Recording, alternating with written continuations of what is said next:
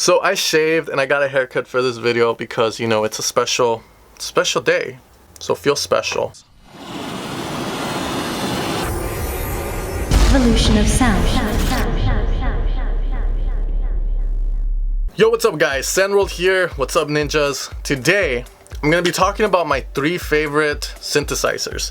Now these are the synths that I always go to and I have certain uses for them. This is going to be my 3 favorite ones, so hopefully you guys enjoy it. Alright guys, so number 1, the first synth, and it doesn't mean it's better than number 2 or 3, it just happens to be number 1. It's going to be Silent 1. Silent 1 is the synth that started it all for me. It's the first synthesizer that I got. It's the first synth that my friend introduced to me when I wanted to get into producing. He was like, oh, see, I have this synth. I'm like, what's a synth? And then he showed me, and ever since then, fell in love with it. I learned sound design on it. It's very ugly now compared to the newer synths, but back in the day it was like the rave. A lot of producers use it and a lot of producers still use it today.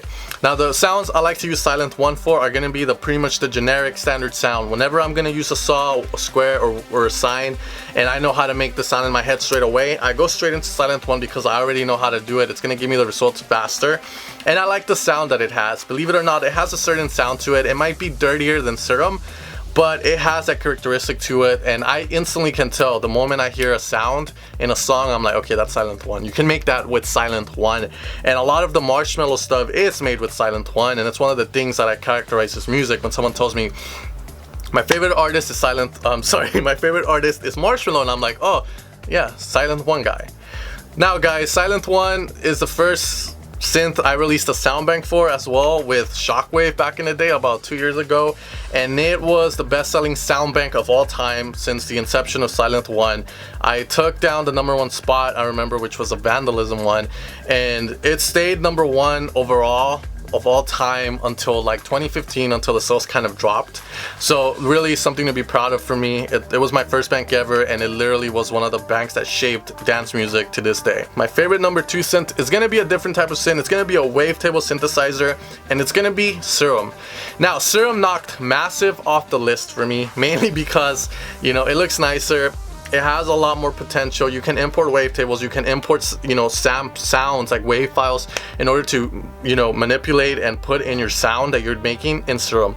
Now, sounds I use for Serum are going to be dubstep, wobbles, obviously, bass house basses, and FM synthesis on it. It's going to be mainly used for pads as well. It has really good pad.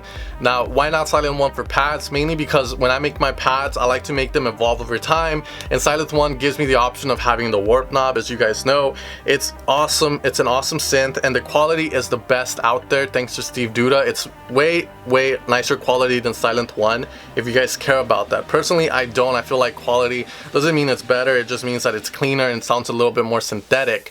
However, Serum, my favorite second synth, because you can import wavetables, you can make your own wavetables in there. You know, you have all 2 oscillators. I wish you had more, but 2 is enough. You know, and the effects section on it is out of this world. Literally OTT, compressor, multiband all the way. If you look at the Cymatics presets or any other sound design company that's copying Cymatics, like I think it's like Acolyte or some shit, all their sounds literally is the same as Cymatics, compressor, OTT, and I'm guilty of doing this as well, but I don't make those type of sounds because Cymatics already makes them, so I deal more with the big room, progressive house, deep house, future house kind of stuff. So let's move on to number 3. My 3rd favorite synth, guys, is gonna be Diva.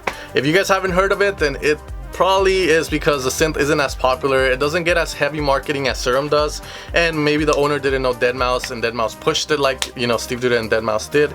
But Diva is my favorite synth to go to whenever I want to make just a simple saw sound, or a simple saw pluck, or a simple saw bass, mainly because Diva has Divine Mode, which is the best quality out there, period. It's better than Serum, higher quality, but it is a CPU hog. That's the downside of it. So Diva, I don't really make many tutorials about it, but I did use it in a video where I did deep house drop start to finish. If you guys want to see how it works, it's a nice video that you guys can check out and see Diva. Now I love Diva because it imitates the Moog or Moog synth back in the day, and it produces something that's as close as possible as you're gonna get to it, and the filters on it are also amazing. They also added a digital feature to it now, so you can actually have more than just a sawtooth wave, a square wave, and all this stuff. Also, the Yuhi Diva is the only synth right now that I could probably recreate the Sweet Dreams, you know, sweet dreams all made of the sound. But anyways guys, this has been my 3 favorite synths. I told you guys what I use them for, why I love them, and leave me in the comments below what's your favorite synth at the moment. Tell me what your favorite subtractive synth is, what wavetable synth, or your favorite analog emulation synth is, and I'll comment back and tell you guys what I think of it as well. Anyways guys, thanks for tuning in. Make sure to hit like, leave a comment below on questions you want me to talk about in the future, and I'll see you guys next time. Take care and have a good one and stuff. Now, what is the bad side of them both? Of the Mac, sorry.